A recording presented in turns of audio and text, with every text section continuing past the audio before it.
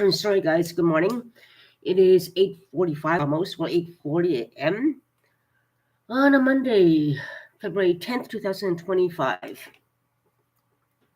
Well, just want to say communication is the key, working with housing community officials and so forth, and to make sure that the building is safe and no incidents will happen furthermore.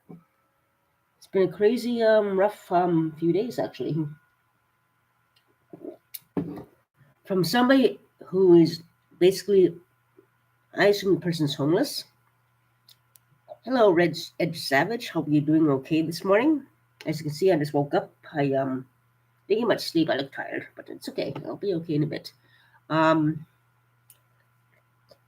from somebody hang out loitering in the entranceway of the building on a regular basis. He's homeless. He stank like crazy yesterday. He used to live here years ago, like over a decade ago. Was it a decade ago? Around a decade ago, at least, before COVID. And he fell down the road to drugs and so forth and all that, unfortunately. But I did not notice as well until I reviewed the other video. I was watching his face mainly than more of anything else to make sure that he was not, to check his eyes and so forth. I also did not notice that he was exposed as well, and I did not notice until I reviewed the video. He also tried to come into my place once before that too, as well. Followed me up the stairwell, trying to get to my place, asking to borrow a glass of water, and try to get his way into my house, my apartment. And I told him no, no, no, and I yelled at him no. He apologized, but he was really insistent trying to get to my place somehow. So that's not a good sign either. Um, yeah, but he just basically hangs around the entranceway. He doesn't wear a jacket. He has a hoodie, so he stinks. So I guess he is homeless, and he's going through a rough time. Obviously, unfortunately, that's the sad thing about his case. I hope he's going to be okay. It wasn't too cold out yesterday, so there was no danger of him getting. Well, he could have got some hypothermia if he's not wearing a jacket, just a hoodie, no jacket. He could have got cold from the elements and so forth. So I hope security will intercept him or whoever and get him a place where it's warm and he won't be exposed to the elements of being too cold, hopefully. And he does seem to hang around a certain time there all the time. One time he was actually had a pipe with a little ball, I guess that's meth or whatever, smoking something, obviously, there one time. And yeah, right there in the entranceway where the camera is, that's what he was doing. Right there. Like he's going through a rough time. I hope it's going to be taken care of. I hope he gets a warm coat at least. Interesting, both those times he did have a coat.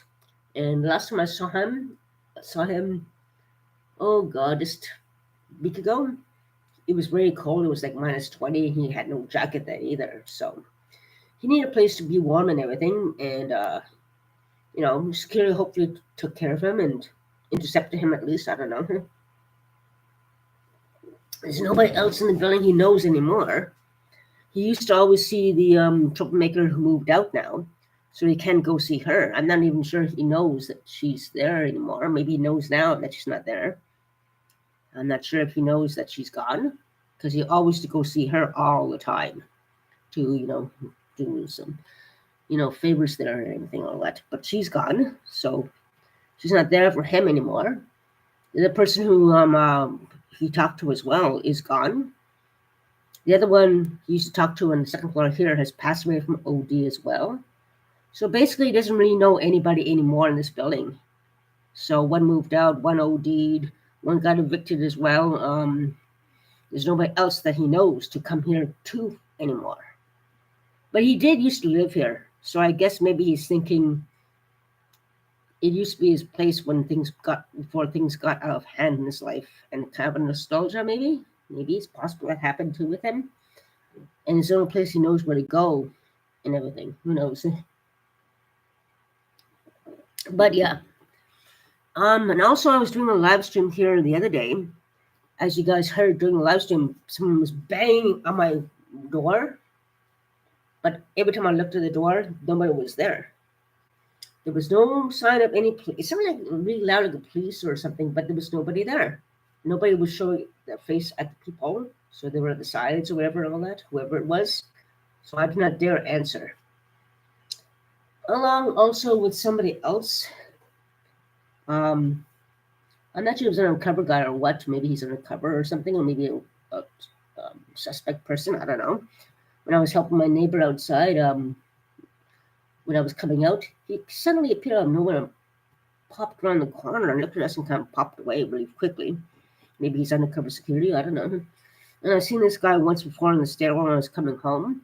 Dark curly hair, dark skin. I'm not sure if he's a member or anything, all that. I'm not sure if he's an undercover guy or just a suspicious guy, or I don't know what. Maybe he's a cop, maybe he's a security official, but he has no uniform or anything. I don't know. Who knows? Or someone suspicious? I don't know. But communication is very, very the key to help keep our building safe and so forth. So they have to also do regular monitorings in the stairwell of this one guy who's obviously homeless. Oh my God, he have a stinky, smell like he had a bath for days. The other guy. But yeah, he's just standing in the lobby there. But so far I've seen him like more than once, a couple of times in the past month, a few weeks. I've been seeing him a lot. No coat. Never a coat. But he really stunk this time. Like, he hasn't bathed in a while, obviously. So yeah, he's not in a good place. He's in a bad spot, unfortunately. He used to be a good kid when he used to live here. I remember him when he was friendly before he got downhill and crashed downhill. He was a good kid. I liked him back then. When he was pure, when he was energetic and happy and smiling and friendly all the time, he was a good guy. But then he fell down the wrong road with the wrong people who got into the drug world, unfortunately. And then he crashed down. And there's nobody here he knows anymore to really see. So when he tried to follow me to my place to borrow a glass of water and come to my place, I was a bit worried, like, you can't come to my place. He kept following me and trying me, asking me to come inside my place. Like, nope, not coming in. No. At least he backed off, at least. That's a good thing. That's the main thing that counts, and so forth. So, we need to keep this place safe. And if you see someone at the entrance of your building, and sometimes they might harass you. Sometimes they might just mind their own business. They might be sleeping there. Who knows? But yeah. Thing is, I won't be able. You can call security and so forth. Although a lot of people in the building do not have phones anymore. Like the elevator phone has access to the emergency line on the phone on the elevator, and I'm not sure if it's an emergency line, but the phone's been used on the elevator. There's a lot of people in the building who don't have access to phones, so you can use the elevator as a means to call security in the building if you need some assistance or help or medical emergency or whatever, which is a good thing. Oh, Buffy's okay, but it's Savage. Buffy's doing good. She was curled to my coat there with the fur collar. She was pawing it because it's so soft. She's around. She's somewhere around here. I'm going to get her some cat treats later on. So, and get some cat litter too, speaking of which, and all that. But yeah, communication is the key. I talked to the property manager about things that are happening and everything, all that. The disturbances recently have been disconcerting as well. The neighbor downstairs is quiet now, amazingly. Maybe he's in jail, maybe, I'm not sure. Or maybe he's in jail because he was giving death threats. And everyone knows that. He was giving specific death threats, saying you're going to be stabbed. I'm going to shank you, you effing native. So he's very racist and making very specific death threats. So maybe he's in jail. If he's not in jail and he's quiet, then obviously he's capable of being quiet. So mental illness will not be a factor for that. So, because if he's capable of being quiet, then he's faking everything else about his condition and so forth. Yeah, that was disconcerting, the death threats. Plus the other neighbor down the hall who was assaulted me, kicked me in the chest, and the elevators caught it. the building cameras caught it anyway, and I didn't have my phone. The elevator emergency phone line came in handy, and they knew right away it happened. And they good job. I pushed the button. They closed the elevators, shut everything down until the paramedics, I believe, came, and then security came. I can't remember, police or security, or that was a long time ago though. But they shut the elevator off, locked everything because I was so viciously attacked and kicked in the chest. And he didn't think he knew I had no phone, so that's why he attacked me. I ran the elevator and used he didn't expect me to use the elevator phone there for emergency. Thank God I was close by toward the elevator. But yeah, they closed the doors and they shut it, and then the paramedics and buddy came. I look kind of pale now, don't I? No, just I should be okay. I got over a bad flu and so forth. And the events this past weekend is kind of like really stressful. That yeah, who wouldn't be stressed out? But it's not too cold out today. Actually, it's only minus 10 in Ottawa here. But yeah, still got the cough from that flu I had, or whatever it is I had last week. Thursday hit me hard, and the pain all over my body, stabbing pains here and there, joint pain. But it's been going on for a couple of weeks before that. Joint pain, everything came on, and then bam, it hit like a ton of bricks. So yeah, there's my baby. Yeah.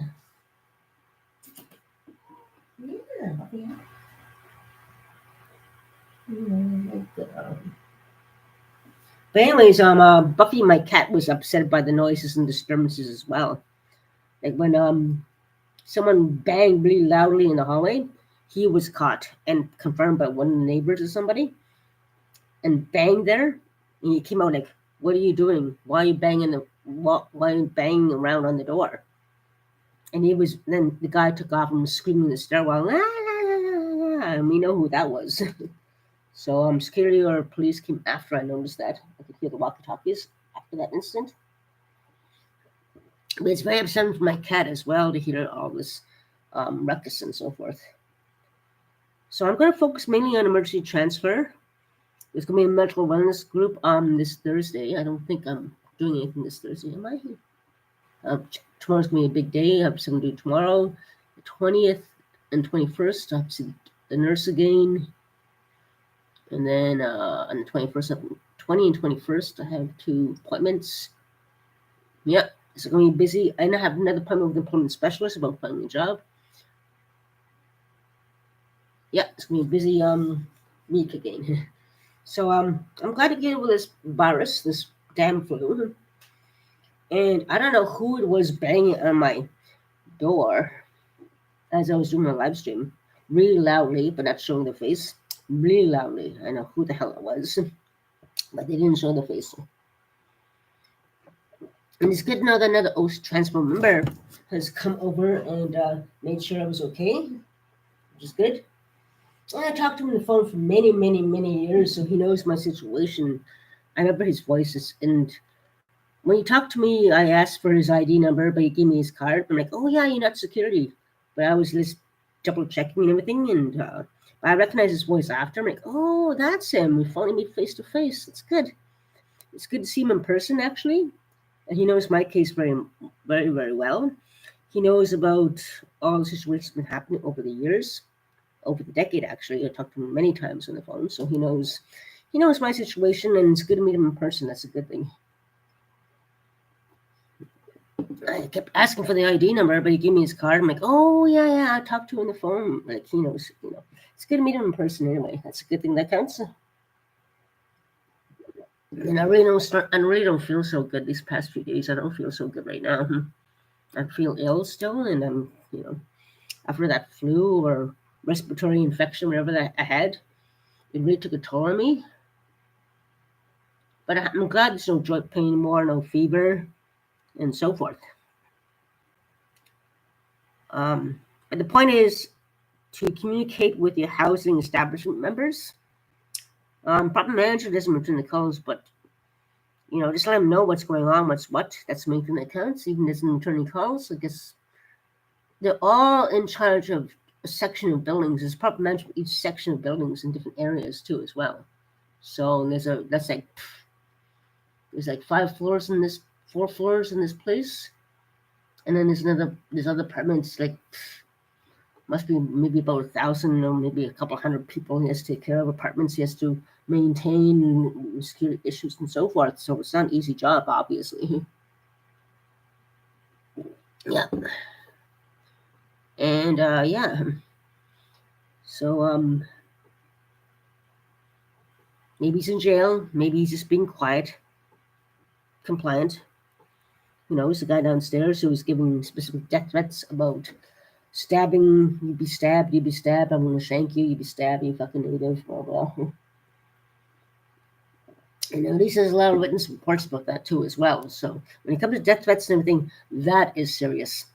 Like the harassment before from the guy who assaulted me, I don't know how many times there was harassment. I even asked for a transfer way before the incident happened. But now we're going to focus mainly on emergency transfer right now, the way things have been going lately. So yeah, I think that's the main thing that counts, and so forth. Yeah. So safety is the key. Communication is the key with your community housing establishments. Proper manager, safety services, tenant worker. Who else? Support workers always good. Communicate, document everything. Make sure you have cards. Make sure communication is open. Keep things safe. Any suspicious activity, drug activity, loitering, disturbances, threats. Anything that affects anyone's safety or anyone's well-being or security is the main thing that counts. Like, the thing is, there have been a lot of incidents lately, actually, where there was another fight. There was a big fight on the second floor, and then the girl was chasing the guy, and he was like, oh my God. Apparently, she chased him down the street, too, including the other neighbor who asked if I was okay and everything, all that. And we thought it was you. It was a girl chasing the guy. We thought it was you. No. It woke me up at 6 a.m., and everyone in the whole floor woke up because of that. And apparently, she chased him down the street down as well. He was running away, and she was chasing him, apparently. But anyways, I don't know. I'm sure that was rectified into. Definitely security was involved in that, for sure. Who wouldn't be? I mean, it was just crazy. And of course, with what's his face down the hall, banging and throwing knives and stuff like that. Everyone knows he does that. And he banging around like that, and the other neighbor caught him finally the day after. On Friday, I believe, Friday night at 2 a.m. 2 a.m. around 2 a.m. 2:10 in the morning on February the 7th, 2:10. He was doing that really loudly, making a big bang noise, and then one of the neighbors or somebody confronted him, like, "What are you doing? Why are you banging the door like that?" And the guy took off, went in the stairwell. Could hear someone. Then even after he confronted him, there was a big louder bang right close by to my door, really, really loud, like. It scared Buffy. I made me jump. And then he ran in the stairwell and screaming, ah! And you can hear him screaming through the door, screaming. And it sounded like what's his face down the hall. So that obviously has been reported and hopefully looked into. He's on probation, that guy. I think he's on probation. I'm not sure if he's still on probation. It's been 6 years since the assault, so I don't know. He's probably not on probation anymore, so he's going back to his old his own violent habits and everything, all that. And there's no cameras on this floor, so it's kind of disconcerting and all that. So I hope that has been looked into at least anyway. So yeah. Communication is the key for your community housing standards. So keep the lines of communication open, keep the business cards, notate, have a journal if you have to. Have a journal of community housing reports or rotations, whatever, all that. Keep a little book, and then another book for, or a book for maybe police incidents and security reports or whatever. So yeah, it's up to you. So yeah, safety's the key. And if it's bad enough as it is, you can get police involved as well. And I still wonder who was banging my door when I was doing that live stream really loudly, but no one was at the door. I'm not going to answer the door. No way. No way you don't see someone's face there in front of you. Normally the police are going to be right there at the door, and the people who said it was hiding, and bang, bang, bang. So I'm not going to answer the door. That's someone trying to set me up, trying to victimize me. And I don't like to say it, but I am being targeted and victimized by these people. So the neighbor down the hall, the one downstairs who gave specific death threats, and there's more than ample evidence for that. So yeah, safety's the key. Stop racism, keep each other safe, and support each other. Take care, stay safe, my friends. I'll talk to you guys soon. God, I haven't much sleep. Yep, take care, my friends. I'll talk to you guys.